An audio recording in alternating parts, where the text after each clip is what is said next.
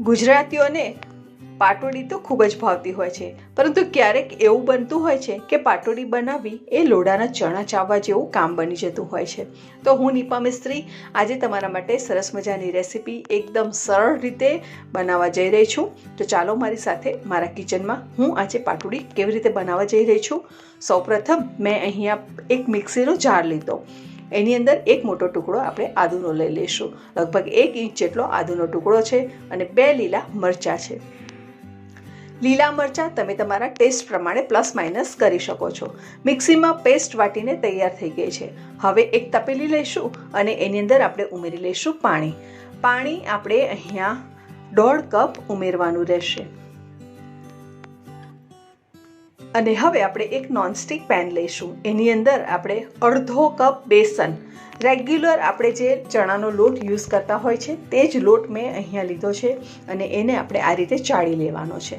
ચાળવો ખૂબ જરૂરી છે કેમ કે એની અંદર જો નાના નાના ગાંગડા હશે તો એ સરસ રીતે પાવડર ફોર્મમાં આવી જશે. અને આ ગાંગડાને આપણે આ રીતે સ્પેચ્યુલાની મદદથી પ્રેસ કરી અને એનો સરસ પાવડર બનાવીને તૈયાર કરી દેવાનો છે.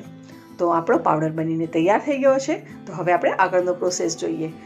જે પાણી લીધું હતું તેને આપણે ગરમ કરવા મૂકી દીધું છે અને ઉકળવા લાગ્યું છે. તો હવે આપણે એને ફ્લેમ પરથી ઉતારી લઈશું અને આ સાઈડ લોટની અંદર આપણે થોડું સ્વાદ પ્રમાણે મીઠું ઉમેરી લઈશું અને 5 ચમચી કરતાં થોડી ઓછી એવી હિંગ ઉમેરી લઈશું. ત્યારબાદ આપણે એની અંદર 5 ચમચી જેટલી હળદર ઉમેરી લઈશું અને બધું સરસ રીતે મિક્સ કરી લઈશું. હળદર ફક્ત કલર આવે એટલી જ ઉમેરવાની છે, વધારે પડતી બિલકુલ નથી ઉમેરવાની, એટલે હળદર ઉમેરતી વખતે કાળજી રાખવી.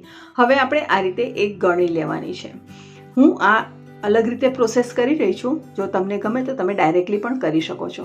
ગળણીની અંદર હું લીલા આદુ મરચાંની પેસ્ટ ઉમેરી લઈશ અને ત્યારબાદ એની ઉપર જે ગરમ પાણી આપણે લીધું છે તેને અંદર પાસ કરીશું, જેથી કરીને થોડી ઘણી તીખાશ લોટમાં આવી જશે.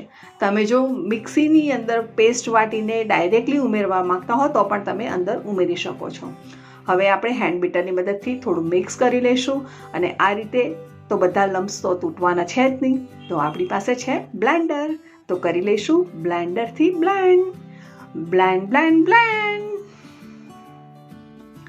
સરસ રીતે બ્લેન્ડરથી બ્લેન્ડ કર્યા બાદ આપણું મિશ્રણ એકદમ સરસ રીતે લમ્સ વગરનું બનીને તૈયાર થઈ ગયું છે. તો અહીંયા મેં એક નોનસ્ટિક પેન લીધું છે, એની અંદર પાણી ગરમ કરવા મૂકી દીધું છે અને એની અંદર આપણું જે મિશ્રણવાળું પેન છે તે મૂકી દેવાનું છે અને લગભગ 3 થી 4 મિનિટ મેક્સિમમ તમે હાઈ ફ્લેમ પર કરશો તો આપણી પાટોડી બનીને તૈયાર થઈ જશે.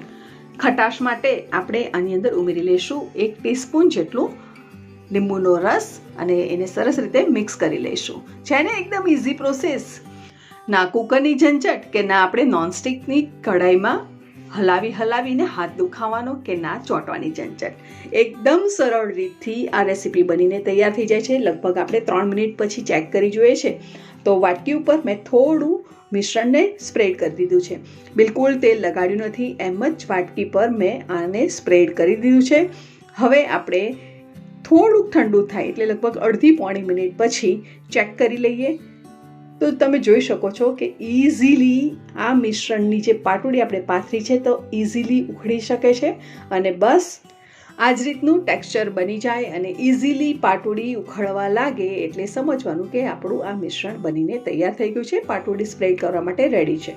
તો હવે આપણે થાળી લઈશું કાં પછી પ્લેટ લઈશું અને એને થોડી તેલથી ગ્રીસ કરી લઈશું અને થોડું મિશ્રણ આપણે આ થાળીની ઉપર સ્પ્રેડ કરી દેવાનું છે. જો તમને ગમે તો તમે ડાયરેક્ટલી પ્લેટફોર્મ પર પણ ગ્રીસિંગ કરીને તમે કરી શકો છો, પ્લાસ્ટિકની બેગ પર પણ કરી શકો છો અને તમને ચોઈસ પ્રમાણે તમારી જે કન્વિનિયન્સી હોય એ પ્રમાણે તમે એને સ્પ્રેડ કરી શકો છો. પરંતુ બધા કરતાં આ પ્રોસેસ એકદમ ઇઝી છે અને એકદમ સરળ છે. નવું કુકિંગ શીખતા બાળકો, છોકરીઓ કે છોકરાઓ માટે કે પછી હાઉસવાઈફ માટે પણ આ એકદમ ઇઝી રેસીપી બની જશે. એકદમ આસાનીથી બની જાય એવી રીતની પાટોડીની રેસીપી બનીને તૈયાર થઈ ગઈ છે. હવે આપણે એના કટ્સ મૂકી દઈશું. નાના મોટા તમને જે રીતે ગમે તમારી ચોઈસના કટ્સ મૂકી શકો છો. અને ફ્રેન્ડ્સ, પાટોડી આપણા ગુજરાતીઓ જનરલી પૂરણપોળી સાથે બનાવતા હોય છે. તો પૂરણપોળીનું મિશ્રણ પણ એમાં પણ હલાવીને આપણા હાથ દુખી જતા હોય અને જો એમાં પણ જો પાટોડી બનાવે તો એમાં પણ હલાવવાનું રહે. તો આ રેસીપી ચોક્કસ ટ્રાય કરજો. તમે જોઈ શકો છો સરસ રીતે રોલ બનીને તૈયાર થઈ ગયો છે અને આસાનીથી રોલ ઉખડી જાય છે થાળી પરથી અને સરસ રીતે રોલ વળીને તૈયાર થઈ જાય છે. તો હવે તમે જ્યારે પૂરણપૂરી બનાવો ત્યારે એની સાથે આ જ રીતની પાટોડીની રેસીપી કરજો. તમારા માટે બહુ જ આસાની રહેશે. મૂકી દઈએ એક પ્લેટની અંદર બધા પાટોડીના રોલ્સ. પાટોડીની ઉપર તડકો તો કરવો જ પડે, તો ચાલો વઘાર માટે લઈ લઈએ એક પેન. નાનું પેન લીધું છે, એની અંદર આપણે લગભગ 1.5 ચમચી જેટલું તેલ ઉમેરી લઈએ છીએ. તેલ ગરમ થાય એટલે એની અંદર 1 નાની ચમચી જેટલી રાઈ ઉમેરી લઈએ. રાઈ ફૂટે એટલે તલ ઉમેરી લઈએ. તલ મેં અહીંયા થોડા 1 ટેબલ સ્પૂન જેટલા લીધા છે. મને તલ ખાવા ગમતા હોય છે, કેલ્શિયમ પણ ખૂબ મળતું હોય છે.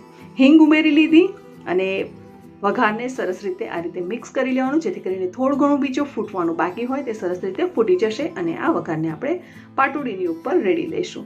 જીરું ગમે તો તમે જીરું પણ ઉમેરી શકો છો. ઘણા લોકો લાલ મરચું પણ ઉમેરતા હોય છે, તો તમે તે પણ ઉમેરી શકો છો. પાટોડીમાં કોથમીર વગર તો ચાલે જ નહીં, અને તે પણ ભરપૂર પ્રમાણમાં. હું અહીંયા લગભગ 1.5 થી 2 ટેબલ સ્પૂન જેટલી કોથમીર સ્પ્રિંકલ કરી રહી છું અને પાટોડી આપણી બનીને સરસ તૈયાર થઈ ગઈ છે. ફ્રેન્ડ્સ, આ રેસીપી તમને કેવી લાગી મને ચોક્કસ કોમેન્ટ બોક્સમાં લખીને જણાવો. અને એકદમ આસાનીથી બની જાય તેવી રેસીપી બતાવી છે, તો તમને આ ટીપ અને ટ્રીક કેવી લાગી મને ચોક્કસ તમે કોમેન્ટ બોક્સમાં લખીને જણાવજો. વિડીયો પૂરો કરો એ પહેલાં ચેનલને સબસ્ક્રાઇબ ન કરી હોય તો ચેનલને સબસ્ક્રાઇબ કરો. બાજુમાં આવેલા બેલ આઇકોનને પ્રેસ કરો, સાથે ઓલ નોટિફિકેશન પ્રેસ કરો, જેથી કરીને તમને દરેક નોટિફિકેશન મળી જાય અને તમને આ રીતની નવી નવી રેસીપી જોવા મળે, જાણવા મળે. ચાલો તો હવે આપણે પાટોડી બનાવવા માટે જે ટિપ્સ અને ટ્રિક્સ યુઝ કર્યા છે તે હું તમને બતાવી દઉં. તો અહીંયા મેં લીલા આદુ મરચાંનો ઉપયોગ કર્યો છે અને એને મેં ગળણીમાંથી ગાળી લીધા છે. એનું કારણ એ છે કે જ્યારે આપણે પાટોડી સ્પ્રેડ કરીએ છીએ તો લીલા આદુ મરચાંની જે કણ હોય છે, તો એ કણીને લીધે આપણી પાટોડી તૂટી ન જાય કે એની અંદર કાણા ન પડે, એટલા માટે આપણે આ રીતે યુઝ કરીએ છીએ. હવે આપણે બેસનની અંદર ગરમ પાણી લીધેલું છે. ગરમ પાણી લેવાથી લગભગ આપણું જે બેસન છે તો 50% જેટલું કૂક થઈ જતું હોય છે. બેસનને કૂક થતાં વાર નથી લાગતી હોતી. અને જ્યારે આપણે બેસનને કૂક કરી અને આ રીતે બ્લેન્ડ કરીશું તો જ્યારે બ્લેન્ડ થશે તો મિશ્રણ એકદમ એક રસ બની જશે અને એકદમ સ્મૂથ બની જશે. તો એ જ્યારે આપણે પાટોડી પાથરીશું તો એ પણ આપણને હેલ્પફુલ રહેશે.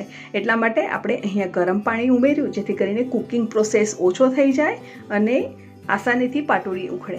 ડબલ બોઇલિંગ કર્યું, કેમ કે અડધું બોઇલ તો થઈ જ ગયેલું છે, આપણે થોડુંક જ બોઇલ કરવાનું છે. તો આ રીતે કરીશું તો કૂક જલ્દી થઈ જશે અને જ્યારે આપણે પેનમાં બનાવીએ છીએ તો આપણને હલાવવાનો સમય પણ વધારે જાય છે અને ચોંટી પણ જતું હોય છે, એટલે એના લીધે આ સરળ રહેશે. એકદમ સરસ છૂટી છૂટી પાટોડી બનીને તૈયાર થઈ ગઈ છે. ફરીથી મળીશું નવી સહેલી સાથે, નવી રેસીપી સાથે. ત્યાં સુધી આવજો. અને હા ફ્રેન્ડ્સ, ચેનલ સબસ્ક્રાઇબ કરવાનું ભૂલશો નહીં. સુપર સહેલિયા તમારા માટે પ્રયત્નો કરતી જ રહે છે કે રૂટીનની રેસીપીઝ તમને કંઈક અલગ રીતે, કંઈક નવી રીતે, કંઈક ઇઝી રીતે બનાવવાના પ્રયત્નો કરીએ. Thank you.